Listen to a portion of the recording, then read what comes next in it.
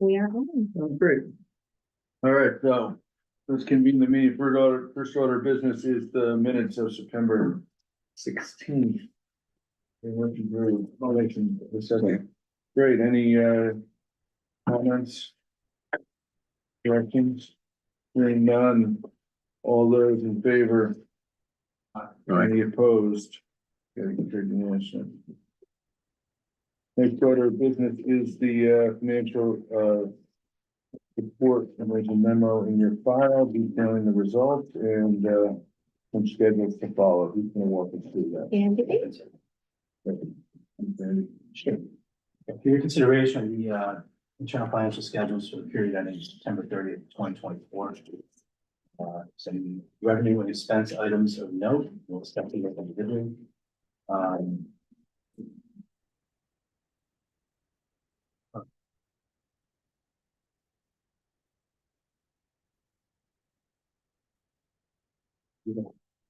Taking homework over the weekend. Oh. Not really working with the schedules when you're done, so.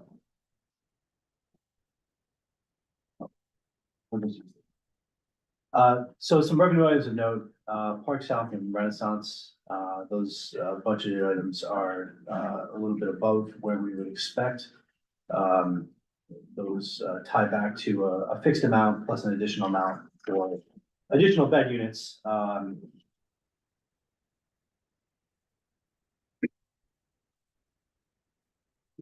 Yeah, my notes are. Yep.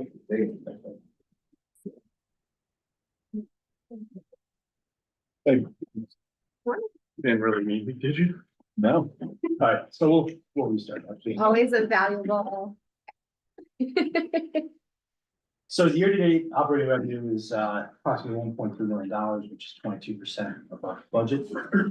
So again, some note. Park South is 24,400 and change above budget. Again, that's due to some expanded revenue from the original contract based on excess capacity. The professional service agreements is 525, 600,000 approximately, 11% of our budget. We are reflecting a note that the Montgomery Street lot performance is well above where we would expect it to be due to the additional volume from the common routes coming online and the hotel being available for the full year. So that's greatly outperformed expectations, and that makes up the lion's share of that variance. What line item was that?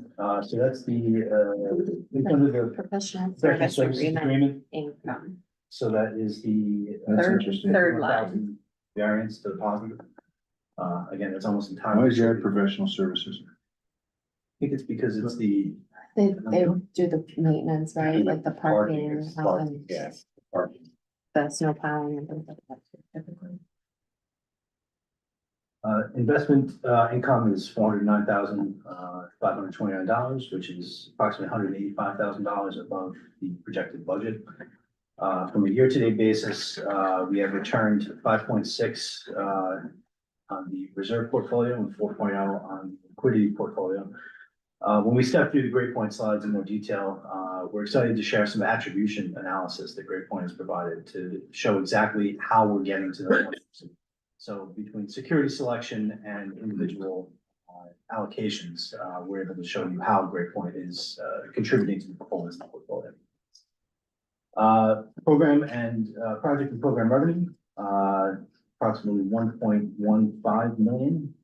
Again, this is due primarily to the receipt of grant revenues, but also from the anomalous real estate transaction at the sale of the Palace properties in March of 2024.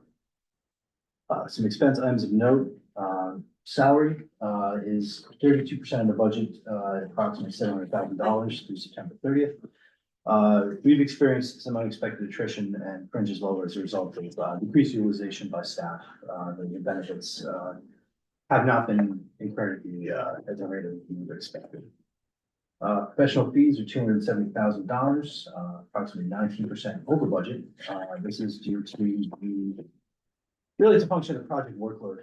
The expenses are being decided directly correlated to the third-party attorneys and professional fees. And then the accounting expenses have increased the result of the third party contractor. Let's see. The balance sheet. Can I take some questions? So, the Park South, what's creating the additional capacity? They brought more beds online? So it was originally contracted for a fixed amount of beds, and we're entitled to an overage of $100 per additional bed that they've allotted for, so. So they got more beds? It's built at a fixed amount, so I think they built it and then there was additional capacity beyond which wasn't initially projected. So I think that's a fixed $10 per bed, so I think it's, But why now? It's always budgeted. it's always budgeted. It's always budgeted. Really, the $25,000 difference right there Yeah, is a timing difference. It's the Albany, College of Pharmacy. Really, we budgeted to be billed in December of 2024. I billed it in, January of 2024. So they don't pay us until, They're not gonna pay us until January of 2025, but that was something when we built the budget last year. so nothing has changed. This has No. been in place for a long time. the addition, I mean, No, we bill them we build them every year. every year that additional has been billed for, I mean, for the 2 years that I've been doing the bills, so yeah. Okay. Yeah, it wasn't, So you're saying it's a timing issue? the 24,000 is a timing issue. We've always billed and budgeted the excess that he's talking about. So nothing has changed with our relationship with them? No. It's just a budgeting issue and a timing issue? Yes. for whatever reason. It'll just hit in the next fiscal year. And then we're taking a fair value adjustment on our investments. How often do we do that? Monthly. We do it every month. We recognize. Yeah, realize about it. That Okay, just nets up to the total all value.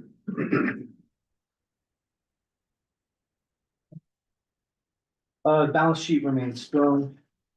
Restricted cash, has increased by approximately $170,000 relative to Q2.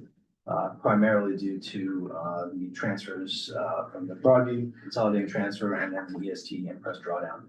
Both those occurred in Q3. Investments have increased, largely as a result of Ashley's suggestion to push out $700,000 for 90 days in advance of the FOMC rate adjustment. So we're able to lock in at 4.97 for 90 days on that 700,000. We'll reevaluate that later this year, but they've expressed an interest in working with us to maximize our short-term cash. Who's that? Great. So what interest are they doing? Is it a CD? Is It's it? even. Deal, okay. So fully liquid, up for renewal at the end of the year, and yeah, the ability to reinvest, but obviously the rates will be somewhat lower. We don't know exactly what yet. AR is at $313,000 and change, and it's the preponderance of that is made up from the New York State Clinton National reimbursement, and then a little over $24,000 in the city of Albany for our admin fees. Moving on to the statement of cash flows, decreased by $883,000 to $4 million. It's primarily reflective of project grant activity. Receipt of the IDA professional services agreement payments, scheduled lease and rental receipts, and payment of various admin expenses. Questions, comments, concerns on financial schedules? Again, they are projected to be over budget this year. And step into budget over the next year, we also are projected to be positive financially. Tom, are there any? No, I'm sure no, you're gonna stated something. no, Pretty dramatic, the expense run rate when you look at the cash flow.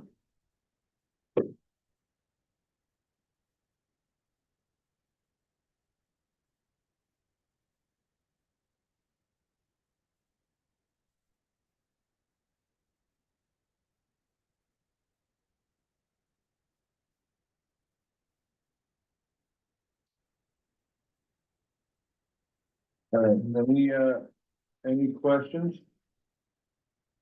Or additional clarifications? We should take a motion, I forget. The financial report.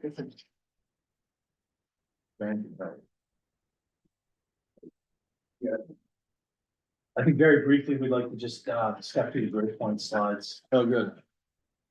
I think we are at an inflection point, both in just interest rate environment is going to be as well as the leadership. Great Point has agreed to provide a periodic economic commentary on a monthly basis going forward, and we'd like to be in receipt of that. We're happy to distribute that. What's attached here are the investments, portfolios. What's the difference between the packet stuff and the? Really just lineup, I think. Yeah, we printed this portfolio in the packets landscape. Okay. It's probably It's bigger, usually- probably a little bit. Do we look at this one? They should be, They're the same? they should be, Okay. they just got printed differently. So again, the economic commentary is the first two pages. On the fourth page, just like to bring your attention to something, and this is a work in progress. This is something we've worked with Alicia and Bob. Something we haven't done before, but as we work to refine this, it'll be kind of illustrative of, you know, what the value of Great Point brings to our portfolio. We've always known how they've done both gross and net fees, which is great, but we didn't know why they did what they did. So for the first time, we're happy to share that this is some attribution analysis showing that, again, this is very 30,000 foot view. We expect to drill down on this as we continue to refine the presentation, but it'll show you that we were 5.4% net fees for the reserve portfolio for September 30th. Of that return, we can see that it's, you know, primarily a function of asset allocation. They were up heavily more on the 1 to 3 governments and the S&P 500 as opposed to the bond fund yielding 4.4%. So the net of that works out to be 5.4% after fees. But this breaks out what the return in those specific asset classes were over the quarter and how they contributed to the portfolio's performance. I think what we'd like to have them do going forward is specific security analysis as we continue to drill down on this on a periodic basis.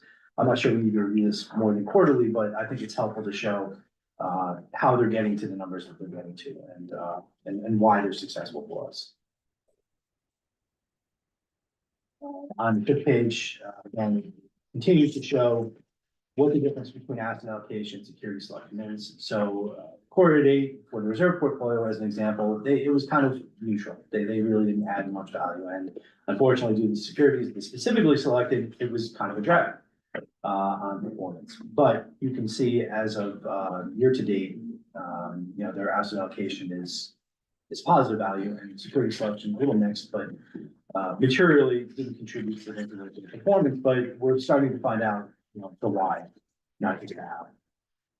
So again, on a quarter-to-date basis, we returned 5.4%. Year-to-date basis, 5.4%. I'm just looking back to quarter, recap the reserve. 5.4% year-to-date, quarter-to-date, 3% of fees. That's the reserve portfolio, the largest portfolio. So I guess the big question is that, you know, so we're in a declining rate environment. How are they managing that? Our fixed income book, which is the preponderance of our investments. And what's the maturity strategy? What are we doing? And I think I'd like to get some more information from that on them. I think what they're doing is they're actively increasing the market. They recognize that the rates are going to be somewhat fluid and not necessarily volatile, but obviously the impactful performance as things start to roll off. You're investing in has, you know, I guess, a mix of duration versus interest rate, and where do you play your flag? I don't know that they've made that commitment to us yet. Obviously, we don't want to hamstring by going out too long, but you know, we don't want to give up yield on the short term. I'm not articulating a view. I just want to know what they're doing and Yeah. what their strategy is. And you should too, and make sense to you. Do you think it makes sense at this point? So we're in an inflection point. Do you think it makes sense for them? Maybe the inflection point is passed. Okay, so does it make sense for them to come in and talk to us about that? When's the last time they did? Mark. Yeah, I mean, I remember specifically asking the question, okay, we see interest rates are, you know, they sat here and said interest rates are probably gonna peak at year end and or may have peaked. Right. Essentially, I'm like, well, can't we go out further with our maturity? And they reminded me that our investment guidelines restrict them to a 4-year maturity right off the rip. Maximum maturity on a single security? Yeah, so so there, or maybe it's the weighted average maturity.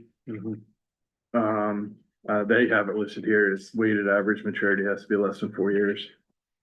And we're at 2.84, but I think that they were thinking of going longer at that point, to try and take advantage of the higher interest rates. But then, the other limiting factor is our need potentially for cash at any given time to execute on Liberty Park, really. So Anecdotally, we received feedback from Alicia and Bob that they felt that the jumbo rate cut might be it for this year.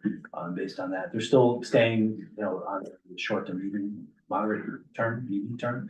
But if you'd like, we can have them back in, or at least provide commentary specific to our portfolio for what their investment guidance is going to be over the next. What's your sense? Is that necessary? I don't think, I love it when they come in. I learn something every time, but I don't know that we have to do it every. Annual? Do they come in annually? They come in here definitely annually, and we have them see the board. Yeah, we did both this year. We did, finance committee and board. Any good with it? Yeah. All right, okay, perfect. Good, Shane, thoughts? Only thought would be annual is fine when things are static, but when the dynamic Seems market like- comes down, Yeah. because you gotta prepare for it, not be looking back at. Yeah. So sooner the better, I guess, is my thought of the strategy thinking. Yeah, if you look at an interest rates chart, you'd see that 15 years are flat, right? Now we're in, so past practice may or may not be appropriate, right? Because this is significant changes. Why don't you touch in with them and just, Sure. They are pressing to come more often, so they'd be Okay. happy to do it. I think they've just sensed that the cadence with us has always been annual, but to your point, past practice. I'm sure they'd be more than happy to come in the summer. So I mean, I assume because of the nature of the monies in the fiduciary, we're a pretty conservative investment body anyways. So Yeah. if you're a private enterprise body with this money, you're probably gonna be more creative with how you use those funds and, massage them and invest them, but with our I constraints. agree, our investment policy is limiting. And it's appropriate, I think, but, maybe a year-end walkthrough with them would be good. Sure. Yeah. Other than that, they've been. Post-election, maybe. We'll do it post-election? Yeah, Because everything is kind of, everything's gonna, let's do it Alright. Yeah, post-election. your meeting will be anyway. What's that? Your next finance committee would be anyway, so. Okay. Cool. I mean, the short of it is equities have done well, interest rates have gone up. Therefore, our portfolio has done better than it has historically, but. Yeah, and the yield curve is forward-looking, so all this prognostication about when the Fed cuts is baked into the treasuries. So anyways, what do you want to walk through next? If there's no further questions, we can move to the budget. Or, I'm sorry, procurement policy, not budget next. I raise it every time we have this discussion, but our investment guidelines, equities, 0 to 15% of our. They look at 0 to 15% of the money they're managing for us. I always am of the opinion it should be 15% of all our money.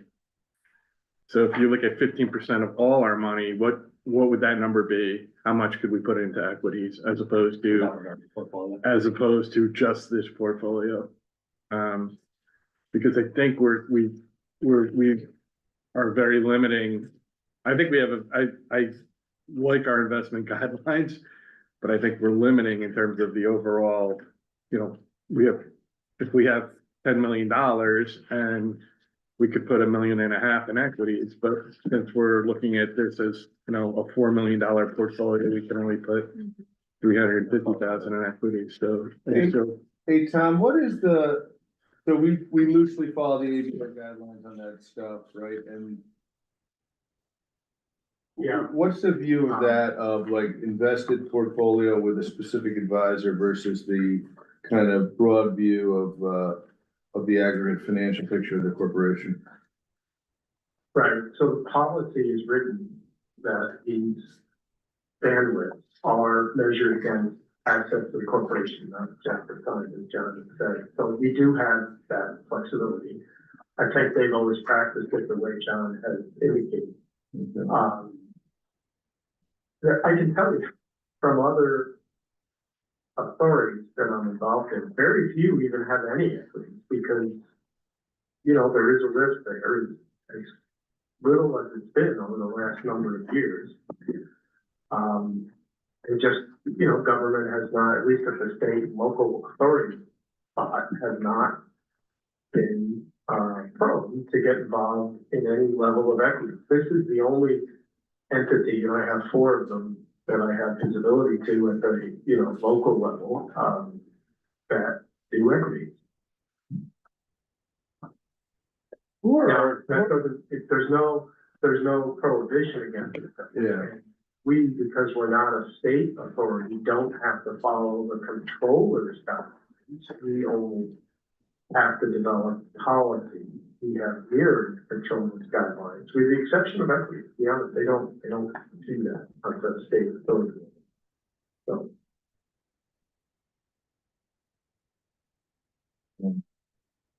Who's our most direct peer? In the, you know, is there any way to, so is there any of our direct peers you could go look at and say, let's look at how they manage their balance sheet? Sure, you could, you know, Yeah, that's what I mean, but who? LDPs all around the state, right? And Yeah. Metroplex is pretty close. Yeah. I would just look at some of those and see if we're an outlier. I don't think we wanna be an outlier. And the main thing is, we wanna be prudent stewards of the money, obviously.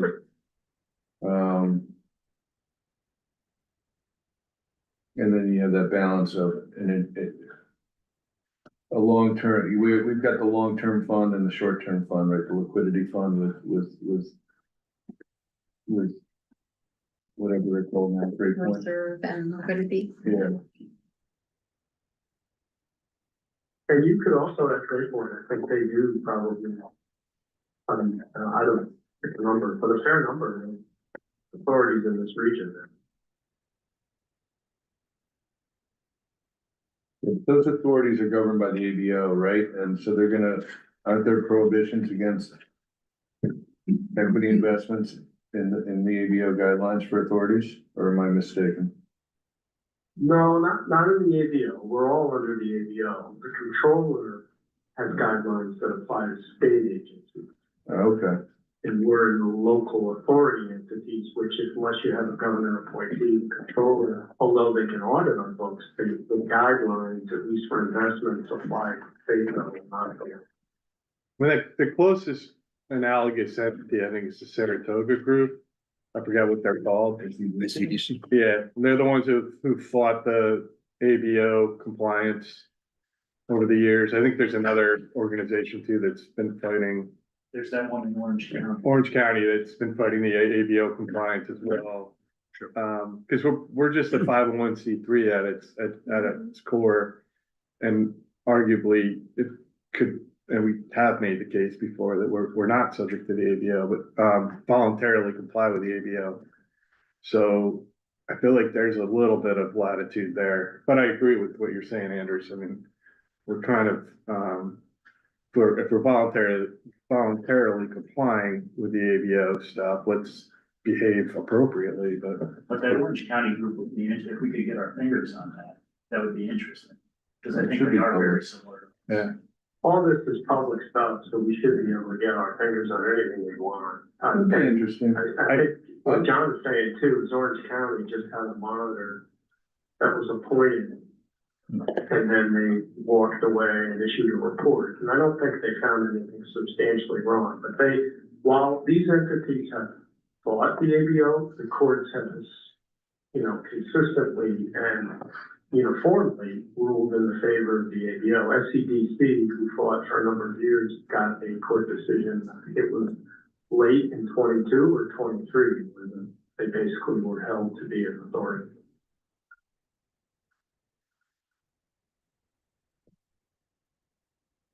And I'm not suggesting we should be cowboys, even if, you know, Sounds like it. no, I mean, but if, you know, we're at 11% of this That'd be- reserve portfolio in equities, and it's, you know, if we have $10 million in cash. Well, right I now, feel you got no riskless assets at five. Now, this is all changed. The reason it's an inflection point is because interest rate environment's changing, but you have riskless assets of 5% right now, which is great, right? Especially for us, because we don't pay taxes. There's riskless assets of 5%. So there's no pressure to go do better. I mean, part of it is, what do we need? You know, chasing an absolute return is an endless process. What do we need? You know, so right now we've got this inflection point also with maybe Liberty Park and what happens there. We should update maybe after this, the finance committee on our meeting with Jeff Buell and his partner who came in and were you at that meeting, Jim? And were you at that meeting? Richard wasn't, so I guess everybody, so basically they came in and they have some pretty, We are live streaming, just be careful. okay, so I'll refrain, but we'll go to executive session to update, thank you for that. Because it's confidential, real estate matters and negotiation, so that's fair. And we'll go to executive session after this presentation. And we'll talk it through and see if that informs anything. I agree, thank you, Ashley. Anyway, I've made It's a that. good discussion. I think it's relevant.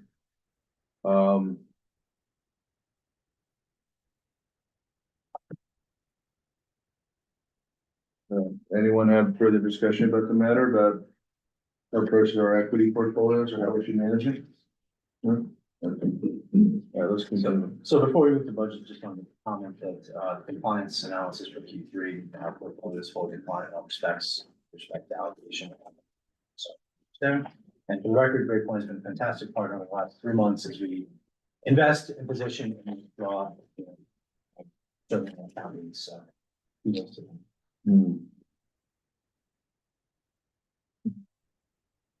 Stepping into the budget. Yeah. So previously reviewed, we expect a surplus of approximately $678,000 for the next fiscal year. That's primarily due to the change in timing of the Clinton Market project, being about 50 to 90 years later than I think was initially budgeted for last year.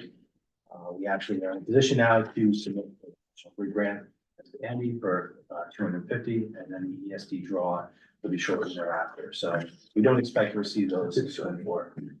We actually just, if anyone drives by the lot, we just actually pulled the temporary power pad out Friday. So the site is as close to finished as we're going to get. We put our first sign up with the QR code that tracks to our microsite, and so people can actually find us, reserve the site, get in contact with us, and, you know, go towards activation. So we're Who's excited. managing the site now? Oscar. And then Is with that a the- maintenance agreement with Albany Parking Right. Authority for trash and. There's a long-term plan for you to manage the site? So we put out an RFP in the end of August, and we got a response back, and we're working with the respondent now on that. Working through it. What's the timeline on that? October 31st is the clock date for the pro forma CMC. Okay. So we feel well positioned. Again, operationally, before program activity, we'd actually incurred operating loss of approximately 186,000 or 451 when you figure in non-cash expenses. Depreciation, basically. How much? 451? 451 depreciation. These numbers are, so forgive me. Of note, we continue to explore administrative efficiencies to reduce costs, full utilization of appropriate tax exempt status for purchases and services, vendor contract concessions, and we recently partnered with our primary cash management bank for fee and interest rate discounting. So we expect to continue to leverage that. Who's that? Both on the deposit and potentially the credit side. We'd like to turn the card into more of a you know, we like to weaponize our credit card for, you know, the best purposes for rebates and points. Is that a legacy relationship from their acquisition of Kinderhook? Did we, there is summer I kindergarten. think so. Yeah. So again, we're spread I between, think Community Bank's a great bank, but historically not. You're not gonna see a lot of value there from interest rates and. we did just lose our branch manager too, about 60 days ago, for what that's worth. So, support has been, they're reconstituting, I guess, and Ashley and I, have had conversations with their management team directly. So, they are engaged, and we are working to improve that dynamic.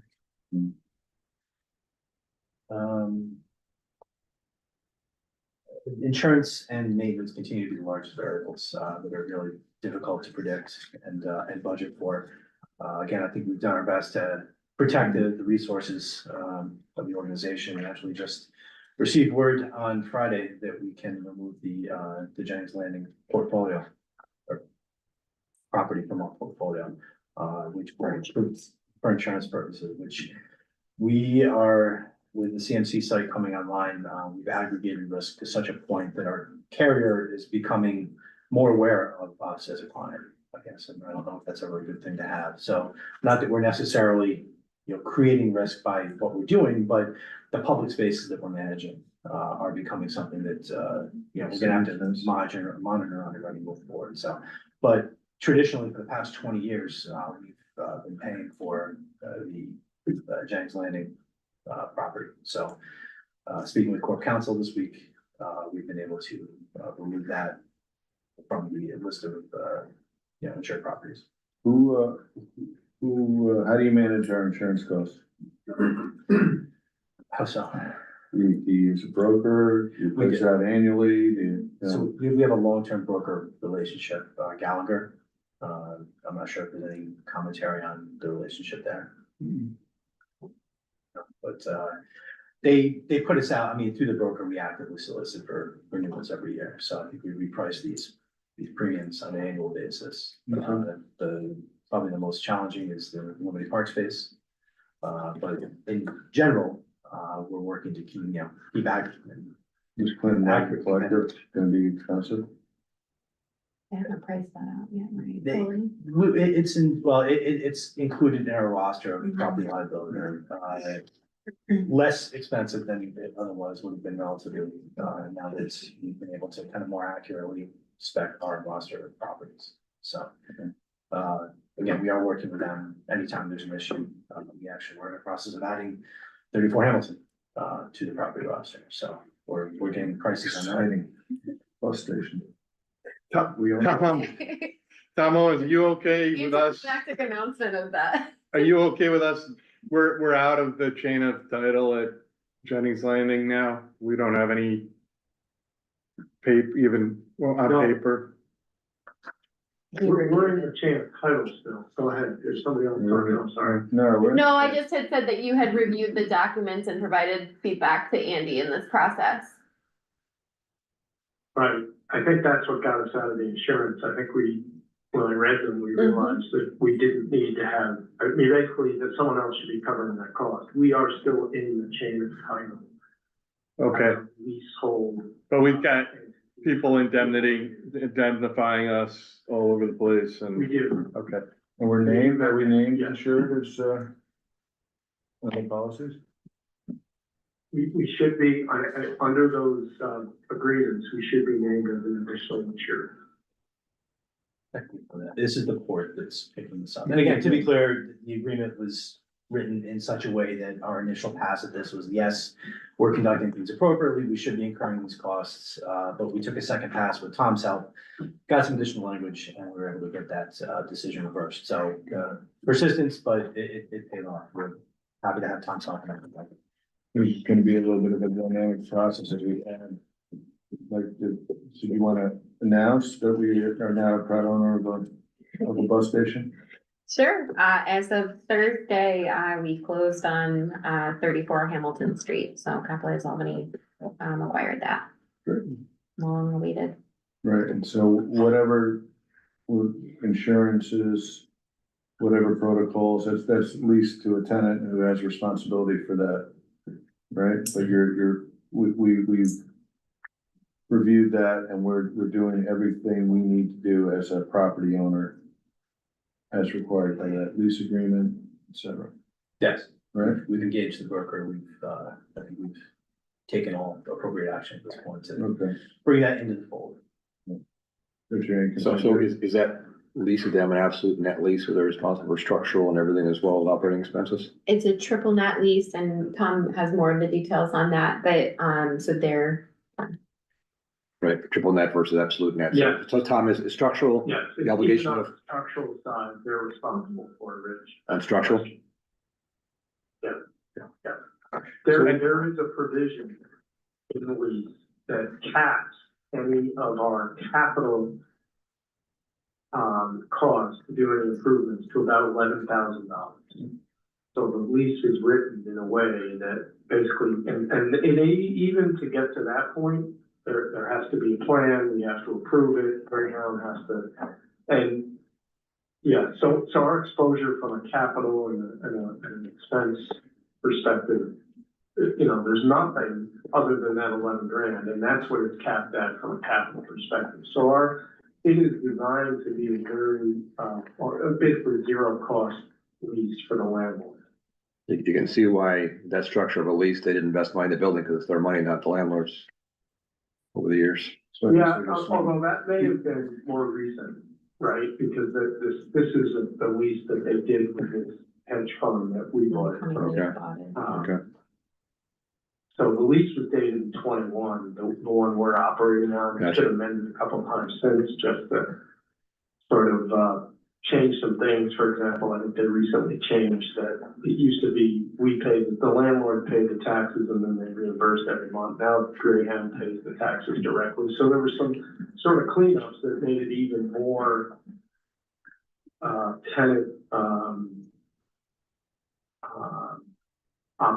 basically operations completely, from a financial perspective, put on the tenant side. Thank you. We could talk in executive session about the process and what we want to get out of any lease renegotiation. I don't think we should talk about it here. we can do that in executive session.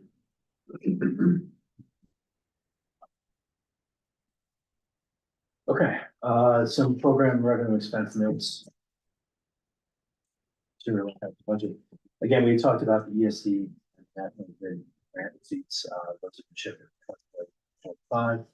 That's primarily the reason for the $678,000 overage performance. That we expect. Program income generally budgeted to be approximately $1.3 million, $168,000 of which is to be received in parking leases and operations at every park. We have budgeted a nominal revenue value for Clinton. We're expecting about $12,000. Again, that's a function of when we can engage with an operator and activate the site fully to the extent. Happy. How much did you budget? $12,000. Anything on the books? Material. Events? Any events scheduled? Nothing Scheduled Any currently. booking? We have had a booking.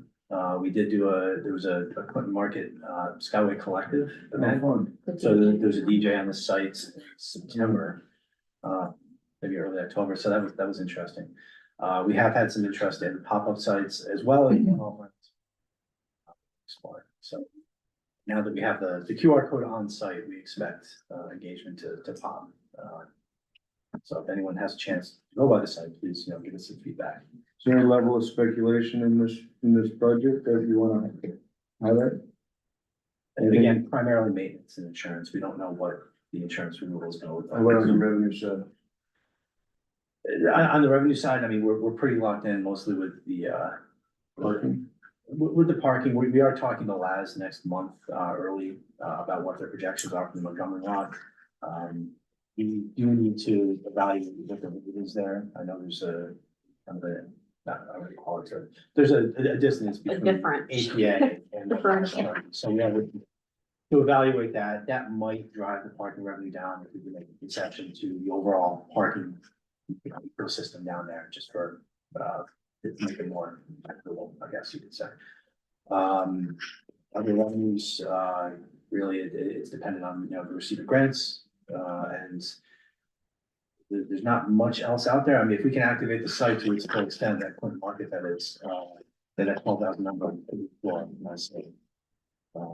The operator that we spoke with, has designs to make this a, 365-day site.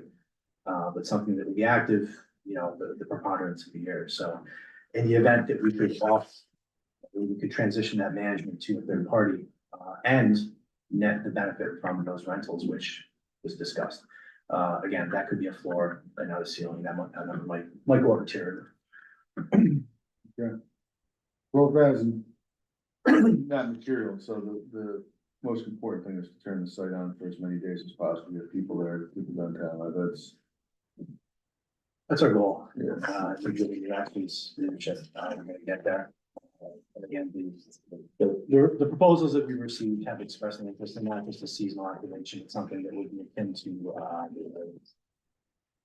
an open air market. Brooklyn, where is that? Hoboken. That they referenced as kind of would be analogous to what we see ourselves. So an open air collection of vendors and, people, which, we want this to be the connective tissue for downtown. Stay longer in Albany, use this site as the reason to do so.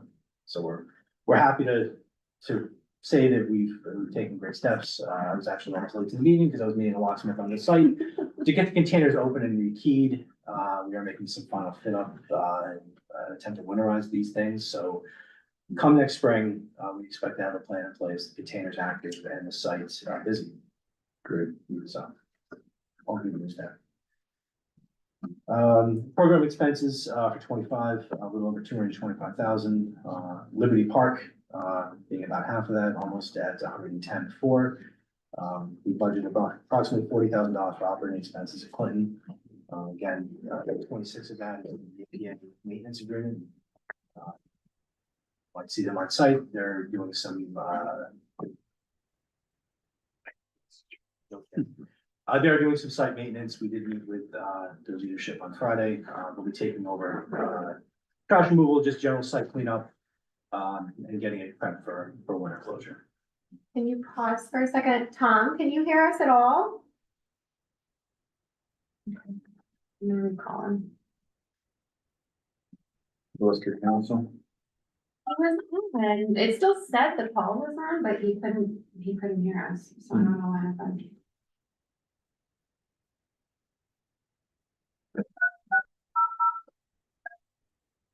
Yes, as part of this, we did coordinate with the city to close the pot jets for the winter. So going forward, will be folded into their It's contract. okay. It was still saying you were on the phone, but you obviously weren't on the phone. It was a one-off cost that we incurred for about $3,600 to make sure the site was appropriately winterized. So aside from that, no real anomalous expenses for the site.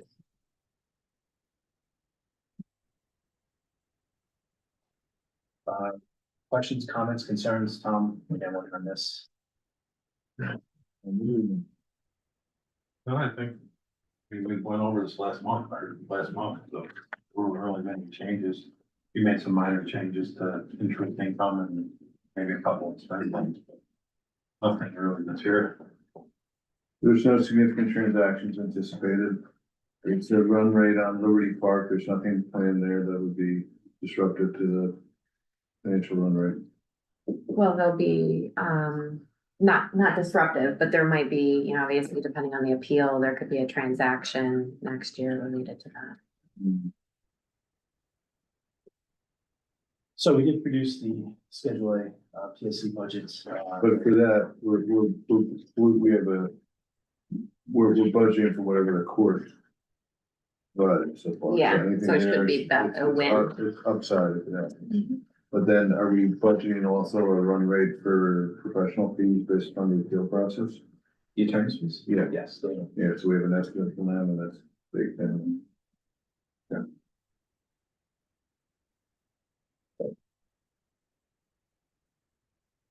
What's the governance plan here? Do we present this budget to the board? So this one, you would make a motion for a positive recommendation for the full board if you, I'll make the motion. Any further discussions?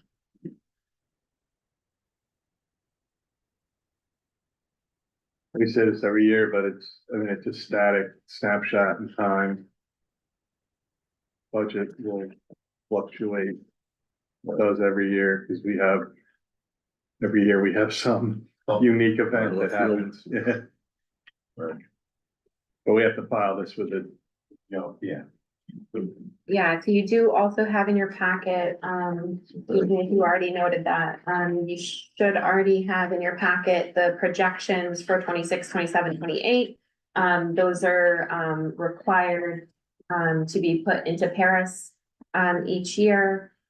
So that'll accompany this when we enter the budget. And those reflect, the negative cash flow. Yeah. Static position that we have. I think we built in like a 3% inflation for everything and took out the big grant that we're proposing in 2025 that you're not gonna have moving forward. So that's those are the big changes.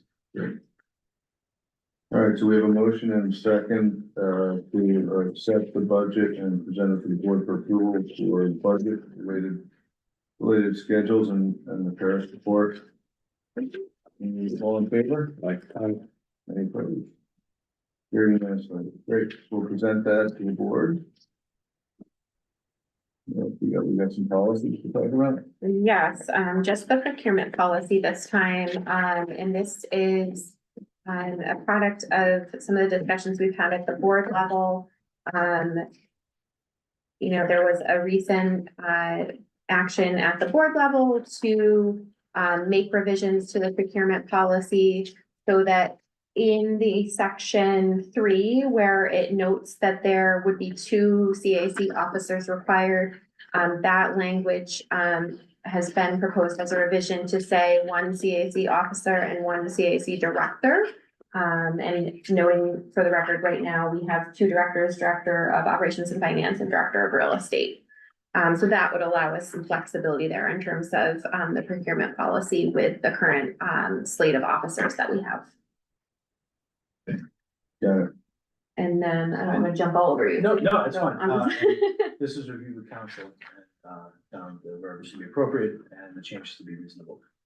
And so the second threshold of changes proposed was based on the board discussion to increase the level to up to 100,000, 100,001 and above for it to go to the board of directors for approval. So it just revises all of those thresholds accordingly. And you're just looking for a recommendation, motion? Second. Yeah, can I say one thing? Go ahead. Just one, Yeah, just one. just one thing. Yeah. The attorney is always, or the second time he looks at something. That area where it says 1 CAC officer and 1 CAC director. Mhm. It's okay, I think to just suggest a modification and we would bring this to the board, obviously. Mhm. Basically, either Either. 2 CAC officers, or if, basically, and I'll come up with the language, but if there's not 2 CAC Yes. officers serving, then 1 CAC officer and 1 CAC director, just so we don't have to bring this back when we get to 2 officers, that sort of thing. I'll make that motion. So it's an amendment and a second. Second, any further discussion? All in favor? All right. Yeah, it seems like to me, just like I said here, that the directors are like always, seems like a functional title versus a corporate title issue, and whatever, we're solving for it from this policy, but it doesn't matter, I guess, so. I have to say that I've never seen the phrase faxed quotation in any policy in about 10 years. A what? The phrase a faxed quotation versus electronic quotation, And we honestly don't even put our facts. the dinosaurs, kind of. Yeah, here to there. I miss the fact. There's You know, still, when the old, yeah. yeah, that was good stuff. We'll have the doctor's office when we take a fax for the HIPAA stuff. It's great. Or just still plug it in for you get random menus from local restaurants come through. All right, so, that's procurement policy, and then other business, update on Liberty Park. we talked a little bit about that. So I think at this point, we want to go to executive session, to discuss pending litigation and the potential disposition of real property, the publicity of which would substantially affect the value. Excellent. Sorry, can I get a motion to the executive session? Second. Great. So go to executive session, discontinue our live stream. Thanks all for Thanks. listening. Thanks, Tom. Can I ask for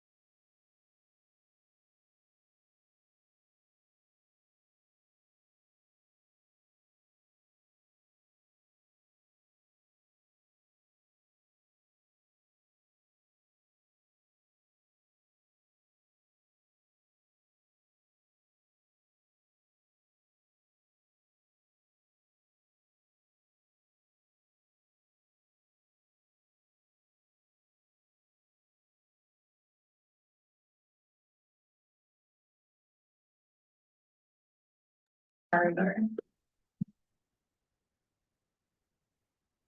All right, so we've left executive session. And, we reviewed, litigation and real estate matters and,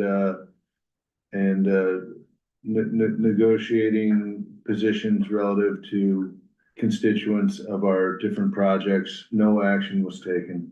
Anything else I should add to that, Mr. Council? Nope, that's fine. Okay. All right, any other matters to happen before the finance committee? If not, motion to adjourn? Motion. Second. Great. Thank you. Thank you. Frank. Thank you. Thanks. Appreciate it. Thanks for the long meeting. You can go forever. You gotta move that We're along. taking your own note. What? I always do, cause like.